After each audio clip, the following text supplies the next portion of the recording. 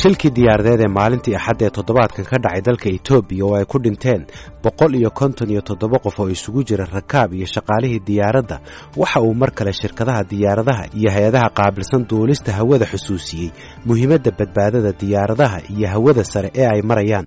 Soomaaliya waxaa in muddo ah ka soo shaqaynaya diyaarado ay dibadda ka soo kireysteen shirkado diyaaradeed oo gaar loo leeyahay maadaama aysan shaqaynin shirkadii diyaaradaha Somali Airlines. diyaaradaha haddaba dalka ka soo shaqaynaya waxaa ka mid ah kuwa tayadoodu liidato oo asal ahaan uu sameeyey dalkii hore loo oran jiray midowga Sofiyeeti. diyaaradahan ayaa haddaba ah kuwa aan shacabka qaadin xilligan balse weli ku duula hawada Soomaaliya iyagoo xamuul qaada ayna kireystaan ciidamada AMISOM ee ka howlgala Soomaaliya. haddaba sida uu ogaaday barnaamijka galka baarista dawladda Soomaaliya ayaa in muddo ahba isku dayeysay inay shaqada ka joojiso diyaaradahan duuga ah ama tayadoodu aanay wanaagsanayn ee lagu sameeyey waddankii midowga Sofiyeeti iyadoo taasina uga dan leh in la ilaaliyo badbaadada hawada Soomaaliya iyo dadka ku safrayaba. waxaa kale oo galka baarista loo sheegay in ugu yaraan 2 jeer waqti kordhin loo sameeyey dadka maamula diyaaradahan si ay dalka ugala baxaan diyaaradaha hawlahoodana u joojiyaan. galka baaristu waxa uu helay warqad ay qortay hay'adda duulista rayidka Soomaaliya 7 bishan Febraayo ee sanadkan oo amar lagu siinayo diyaaradaha lagu farsameeyay dalkii hore loo oran jiray midowga Sofiyeeti inay dalka uga baxaan shaqadoodana ku joojiyaan marka la gaaro 28 bishii Febraayo ee sanadkan markaas oo ay ku ekayd fasax ay dalkan uga shaqaynayeen isla markaan aan loo cusboonaysiin doonin ruqsadooda. haddaba warqadaasi waxay si gaar ah u tilmaamaysay diyaaradaha lagu sameeyay midowga Sofiyeeti gaar ahaan kuwa loo yaqaan Antonov oo samayskooduna kala yahay Antonov 24, Antonov 26, Antonov 32 iyo Antonov 12 kuwaasi oo la sheegay inay khatar ku yihiin horumarka badqabka hawada Soomaaliya. warqadaasi ay qortay hay'adda duulista rayidka Soomaaliya waxay sii faahfaahisay waxyaabaha ay u cuskatay go'aankan waxayna sheegtay dhowr qodob oo ay ka mid yihiin diyaaradahan oo aan lahayn meel lagu dayactiro oo ku yaala bariga Afrika taasoo sababtay in lagu dayactiro garoonka dhexdiisa iyadoo duuliyaasha kale ay daawanayaan halkii laga geyn lahaa goob dayactir oo rasmi ah. waxaa kaloo ay warqaddu sheegtay in diyaaradahani aanay lahayn aaladda lagu magacaabo TCAS ama Traffic Collision Avoidance System oo casri ah oo u digta duuliyaasha haddii ay diyaaradaha kale ku soo dhowaadaan haddii uu ilduufo qofka jooga minaaradda hagista diyaaradaha. waxayna hay'adda duulista rayidku sheegtay inay taasi niyadjab ku tahay diyaaradaha caalamiga ah ee ka shaqeeya garoomada dalka Soomaaliya ama kuwa isticmaala hawada Soomaaliya. waxaa kaloo dhibaatooyinka ay leeyihiin diyaaradahan duuga ah ka mid ah in shahaadada dhawaaqa ay bixinayaan aan laga aqbali karin waddamada deriska ah taasoo dadka jooga garoomada daafihiisa ku sababta madax xanuun iyo qaylo xad dhaaf ah oo ka soo baxaysa matoorka islamarkaana sababi karta waxyeello caafimaad. jaamac axmed muuse waa ku-xigeenka maareeyaha hay'adda duulista rayidka Soomaaliya. marka qaarkood waxaa dhaca in aanu aragno diyaarad airbortka oo kaleeto intay niman maaragtay technicians ka soo degaan ay baraf gargaracayaan ku reebargaranayaan iyagoo aan certified organization waxaa loo diraa MRO waxa la yiraahdo maintenance repair organization ayaa qabta iyagoo aan marin. marka waxyaabahaas oo kale waa kuwa aan walaaca ugu weyn ka qabno wey. waaye 4 nooc oo Antonov ayaad xusteen inaad sheegteen inaad walaac ka qabtaan. Antonov 24, Antonov 26, Antonov 32 iyo Antonov 12. sharax diyaaradahan wax ka hadlaysan. waxa ugu weyn hadda aan hubno waxay tahay Antonov 2 iyada waa la joojiyey wadamo badan baa joojiyey. 26ka hadda iyaas oo kale qaybo ay siiyaan ayaa jira.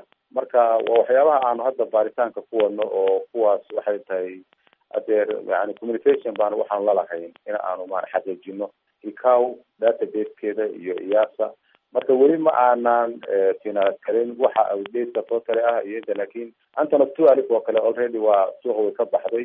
26 waa la siiyaa oo iyaasa oo kale way bixiyaan. kuwa kalena waxa xaqiijin baan ku wadnaa hadeer ma ku dhihi karo already waa update waa indheed laakiin waan xaqiijinaynaayo waxa weeyaan waxaan hubinaynaa inay levelkii joogaan iyo in kaleeto oo waxaan ku baaritaan baan ku haynaa hadeer. imise diyaaradood baa waddanka hawadeeda ku duula oo noocana hadda xilligan? 10 waa ka yaryihiin baa aad ugu 10 kama ma gaari karaan qayb. maxay qaadaan ognahay hadeer airportka xamar oo kale hadda diyaaradaha isticmaalaan ognahay oo aan ku aragnay ilaa 5 meelaha ay gaarayaan. marka meelaha kale waddankana wax badan hadeer kama oga laakiin 10 kama banaanka inay ka yaraadaan mooyee.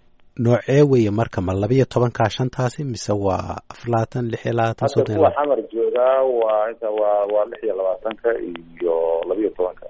maxay qaadaan? ma rayid bay qaadaan, ma xamuul bay qaadaan, maxay qabtaan? may waa cargo loo hadda wax raydin waa cargo loo isticmaala diyaarada. yaa isticmaalo adeegsada? waxaa kambaniyo waxaa jira hay-adahan khayriga oo UN-ka iyo ama waxyaabahaas ayay maaragtay badanaaba ayaa adeegsada, oo diyaaradahan badanaaba waxay u badan yihiin waa diyaarad awoodda oo ciidan ahaan ruushka hore itixaadka soviyetka hore u isticmaali jiray. waxay ku fiican yihiin meelaha maaragtay aan rawigooda oo wadankeena oo kaleeto aan rawig aan laamiya lahayn oo rafkaabay ka degi karaan. marka sida marka abaaru dhacaan ama webiyaal ifatahmaan ama waxyaabaha noocaasa ayaa loo isticmaalaayo oo maaragtay way ka adkeysi badan yihiin diyaaradaha kaleeto. laakiin mushkiladda waxay tahay maadaama maintenance joogta aanay jirin, warshadihii qaybtooda oo repairka laga heli jiray aan jirin, engineer certified of reliable aanay jirin, yani waxyaabahaas oo kale. marka waxaa jira oo kale waxa la yidhaahdo tickers oo sheegaya diyaaradahu marka hawada ku jiraan diyaaradaha kale u sheegaya. waxyaabahaas ayaa ka maqan oo equipment on board la rabay inay diyaaradda electronic ahaan u saaran yihiin. marka kuwaas ayaa waxay keenaan ma garanaysaa in reliable nabadgelyadoodii ay laisku haleyn waayo oo ay halis u yihiin diyaaradaha kale hawada ku jira inay ku dhacaan. mas-uuliyiintu waxay sheegeen in dhammaan shirkadaha ay khusayso loo sheegay inay dalka ka baxaan, loona qabtay wakhti cusub oo kama dambays ah oo ku eg 15 bishan Maarso oo ay naga xigto 3 maalmood oo keliya. sarkaal ka tirsan hay-adda duulista rayidka waxa uu galka baarista u sheegay in mid ka mid a diyaaradaha la mamnuucay ay durbo waddanka ka baxday ayna dib ugu duushay waddanka Ukraine. mar kale Jaamac Axmed Muuse, ku-xigeenka maareeyaha hay-adda duulista rayidka Soomaaliya. diyaaradahan hadda waxaanu siinay inta baaristu ka dhamaanayso iyo ilaa 15 bishii saddexaad baan bisha hadda ku jiro. waa gartay. marka waxay ku xiran tahay baaritaanka hadduu noo dhamaado baan insha Allah rajaynaynaa inaan iyagana waa u sheegnay qoraalaan u qoray aan leenahay. baaritaankaas markuu soo dhamaado ilaa intaas ayaanu siinay 15 cisho. markuu dhamaadana wixii ka soo baxaan la xiriirayna. haddii ay gaari waayo heer looga baahnina waxa u sheegnay inaanay haysan ruqsad ay waddanka hawadiisa Soomaaliya ku maraan.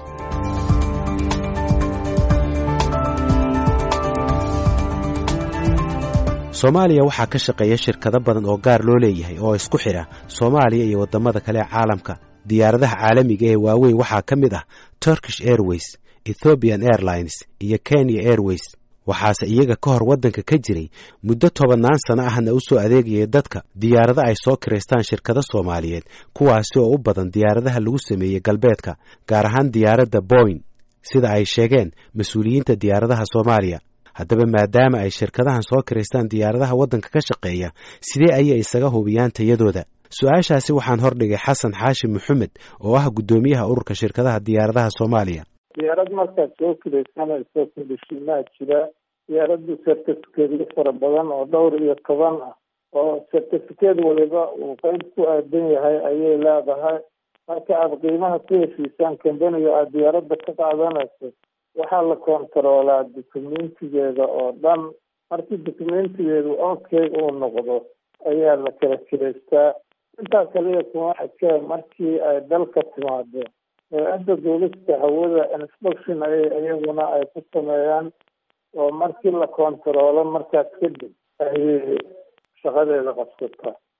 waa gartay. waxaa jira walaac hayay shirkadda duulista rayidka ee Soomaaliya, hay-adda duulista rayidka Soomaaliya, ay doonayeen in diyaaradaha asal ahaan ka yimid wadamadii Soofiyeedka ha ugu badnaadaan Ukraine waddanka laga mamnuuco sababtoo ah halistooda oo badan iyo tayadooda oo aad u liidata. maxaad kala socotaan arrintaa? marka hore amarkaasi sameeyay soo gaaray. arrintaas waa la soconaa runtii, hay-addaasna si dhow aan u wada shaqeynaa. amarkaasina ma ahan mid ayaga ku ego, waa mid caalami ah. diyaaradihii xilligii ruushku markuu burburay shaqaynayay oo ay da-doodu weyneed oo gabowga ah, inta badan caalamka ayaa la mamnuucay in certificate-kooda la cusbay.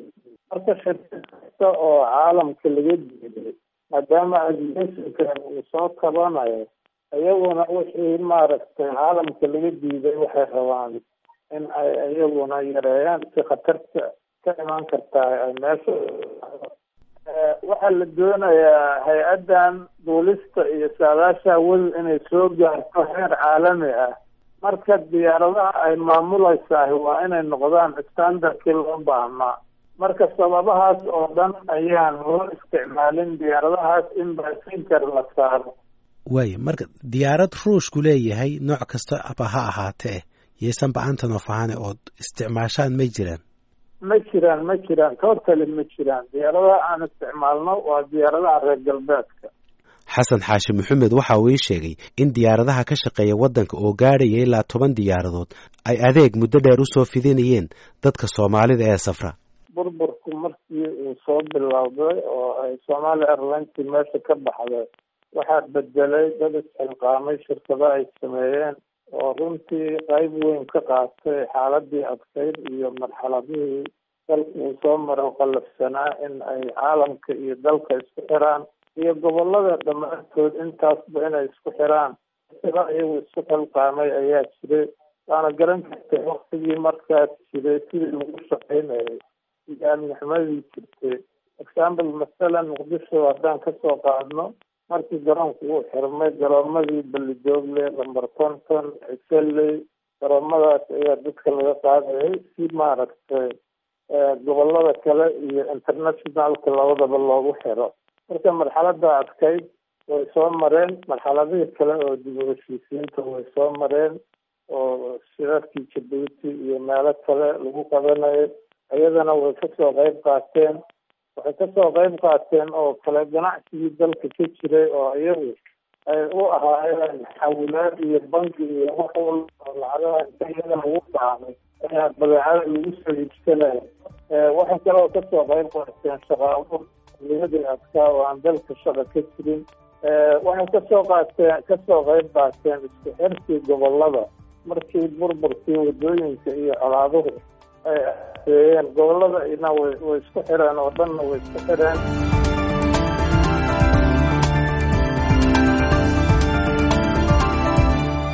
boqolaal kun oo qof oo Soomaali ah ayaa sanad walba ka dhoofta garoomada diyaaradaha dalka, kuwaasi oo u safraya gobolada iyo wadamada dibadda ah.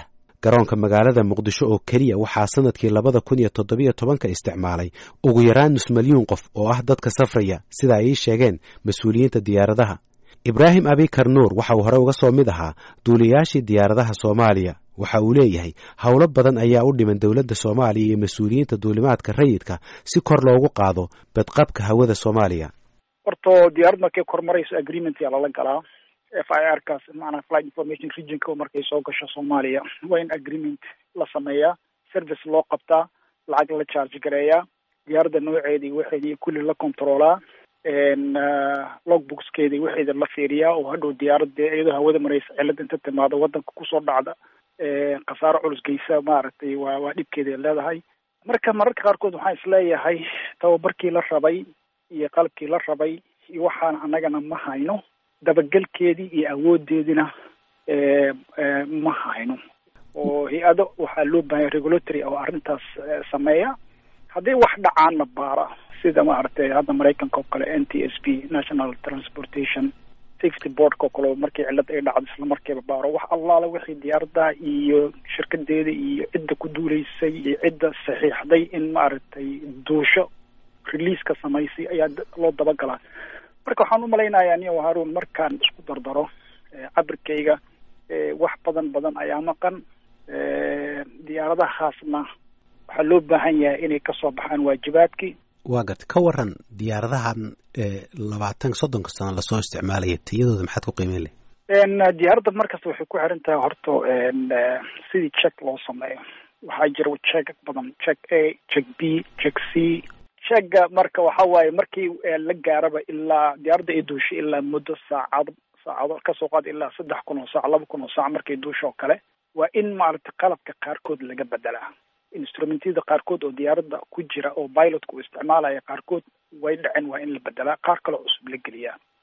marka check waxay usii kala cusub yihiin kullama saacadaha ay bataanba check cusub baa imaanaya ama baaritaan kale cusub ayaa imaanaya oo loo baahan yahay waxaas oo dhan maaragtay in la record gareeyo la saxiixo ilaa kan ugu weyn oo ah marka waqtigiisa la gaaro in diyaaradoo dhan la furfuro oo ayada dhan la waxreeyo oo la casriyey oo x-ray la saaro inuu dhaawac gaaray in maaragtay dilaac ku jiro. marka mararka qaarkood waxaa dhacda dadka raba in shortcutka ama meel yaroo maaragtay laalaab sameeya waxay samaynayaan instrument cusub meeshii lagu bedeli lahaa kii dhacay diyaarad kaloo meelaha taalla ee spare part inta laga soo qaado second hand ayaa la gelinayaa oo qalabka lagu bedelayaa.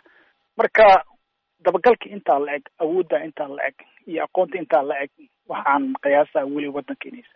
diyaaradaha Antonov ayaa laga mamnuucay meelo badan oo dunida ah. waddankii ugu dambeeyey ee mamnuucay qaaradda Afrika waxa uu ahaa waddanka Suudaanta Koonfureed. su-aasha haddaba isweydiinta mudan xilligan ayaa ah sida ay dadka qaar ku doodayaan haddiiba ay diyaaradahani sidaasi u liitaan maxaa horey tallaabo looga qaadi waayey.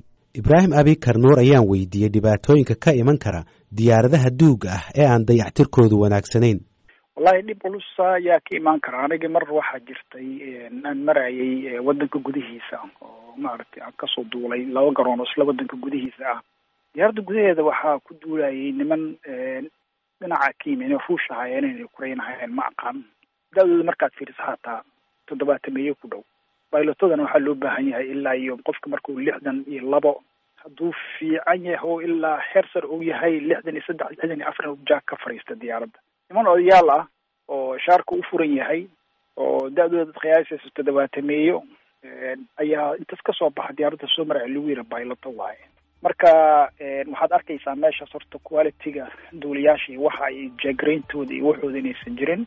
diyaaradaha kulli shirkado Soomaali baa diilal la soo galay.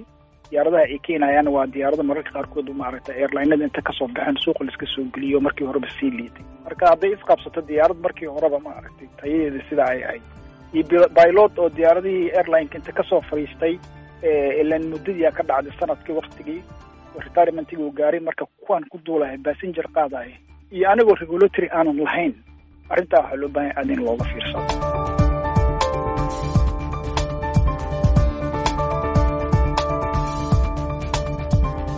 haddaba iyada oo ay soo badanayaan dadka u safraya Soomaaliya ee isugu jira Soomaali iyo ajaanib intaba iyo kuwa dib u noqonaya si ay u maalgashadaan waxay mas'uuliyiintu sheegeen inay lagama maarmaan tahay joojinta diyaaradaha duuga ah iyo in la qaado tallaabooyin kale oo dhinaca badqabka hawada ahba si hawada Soomaaliya isticmaalkeedu u bato waddankana dakhli iyo magacba uu ugu soo xaroodo.